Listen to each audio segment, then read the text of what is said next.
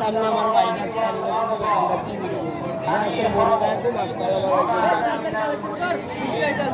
শিক্ষা দিয়ে দিবে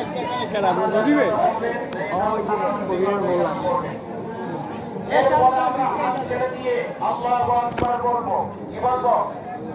আল্লাহু আকবার বলে হাত ছেড়ে দিব, আবার আরেকবার আল্লাহু আকবার বলে হাত ছেড়ে দিব, আবার আরেকবার আল্লাহু আকবার বলে হাত বাঁধবো।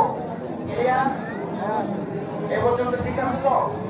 চলতে থাকবে যথারীতি সালাত। প্রথম রাকাত শেষ হবে, দ্বিতীয় রাকাত যথারীতি শুরু হবে। ইমাম সাহেবের সূরা ফাতিহা তেলাওয়াতের মধ্যে দিয়ে দ্বিতীয় রাকাত শুরু হবে।